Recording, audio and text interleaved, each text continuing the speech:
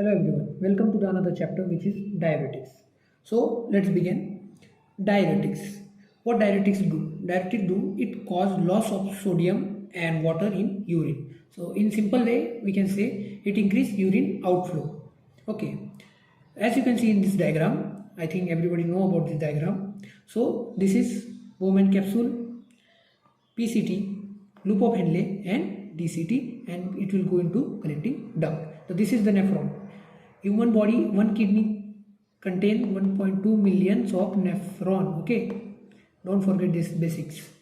So first, what will be effect on this? Okay, diuretics. First, osmotic diuretics will effect on this part. Okay, next part will be here, carboxylic inhibitors. The third part, loop diuretics, thiazides and K potassium sparing diuretics. So in nephron there are so many pumps like sodium potassium pumps are there. So inhibition will make more water loss. So everywhere you can see here it's carboxyl doing in PCT, in thick loop of Henle it's loop diuretics, in DCT is thiazides, and in collecting duct it's K sparing like potassium sparing diuretics. So let's begin one by one and I will tell you what are the indications and contraindication of this. So first of the main things like basic, which is osmotic diuretics. So it will work on glomerular filtration like in Bowman capsule. So it includes mannitol. So mannitol is used in acute congestive glaucoma and cerebral edema. So one more thing, many times people get confused in exam about cerebral edema and cerebral hemorrhage, and sometimes they read edema here, that's why they think it's pulmonary. No, you should remember because last time there was a question on this.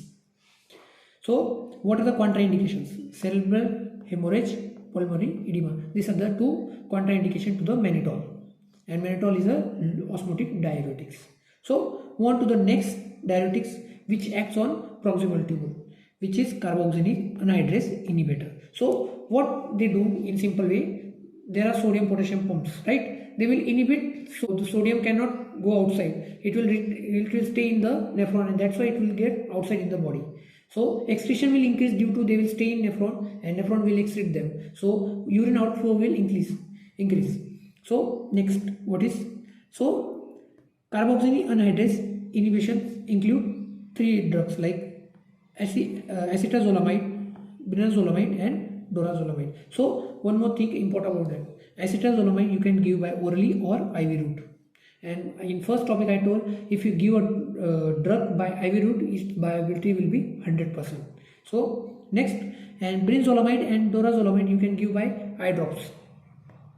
So these are the route of giving these drugs. Uses. What are the uses? In glaucoma, angle closure glaucoma, you can use acetazolamide, brinzolamide or dorazolamide. And it is a drug of choice for mountain sickness. What is mountain sickness? When you go to the mountain and you feel vomiting, that type of. So acetazolamide is a drug of choice for mountain sickness. Okay, side effect. What is side effect of brinzolamide and dorazolamide? It can cause renal stones. About mountain sickness, one more thing. When you go to Ladakh and this place for traveling or something, what will if you feel mountain sickness, what the first thing you will do? If you have oxygen present, give him the oxygen. If you have the medicine, take the medicine. Or there are some patches of acetazolamide is coming which you can attach to your forearm, and it will give you effect after when you will reach mountains. But the main thing you can do, if you are on the top of the mountain, just descend down, because it is a basic thing that if you will descend down, automatically the symptoms will resolve. So next is loop diuretics. So loop diuretics act on thick ascending loop of Henle. Okay, thick on ascending loop of Henle. Inhibits potassium, sodium, potassium and chloride synthetase. So it includes furosemide, torsemide and bumetanide. Okay, there are high ceiling diuretics effective in renal failure. So you can give them in renal failure. If a patient has a renal failure, this medicine you can give to him for treatment of this. Okay, thiazides. I told you thiazides acts on early distal tubule. Okay, inhibits sodium and chloride symptoms. Okay, there are two types, thiazides, and thiazides acts like diuretics. Okay, so chlorothiazide, methathiazide, and polythiazide, endopyamide and metolazone. Sorry, I just got confused little bit. Metazola. Okay, and uses, it is drug of choice in renal hypertension. Always remember, it is a drug of choice in renal hypertension. So when a patient comes to you for renal hypertension, you will give thiazides. Okay, and which thiazides you can give in renal failure also? Metalazone, it's effective in renal failure unlike other thiazides. Okay, it is more effective. And recurrent renal calcium stone, diabetes insipidus, and osteoporosis. So you can give metalazone in current renal calcium stones, diabetic insipidus, and osteoporosis. And in hypertension, it's a drug of choice. So always remember drug of choice, because mostly they are asked what is drug of choice for renal hypertension, what is drug of choice for diabetes. Every time this type of questions comes in the exam, so you must remember this. So there are some side effects of both thiazides and loop diuretics. So what they do? Sodium, potassium, magnesium, and hydrogen ions get decreased due to excretion, because they will stay in nephron and nephron will excrete them, because they will not come by pump outside. So what will increase? Glucose will increase, uric acid will increase, and lipid will increase in the body.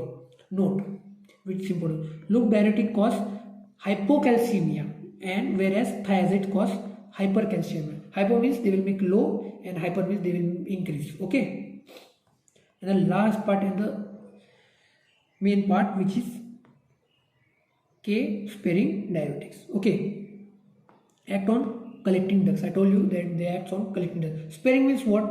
They will take sodium outside, but they will not give effect on potassium. They will not hurt potassium like this. They will not take potassium out or in. They will spare it. So first, which is aldosterone receptors antagonist. I told you antagonist, agonist, and inverse agonist and partial agonist. So remember this point from first chapter. If you know the first chapter very well, you can understand this also very well.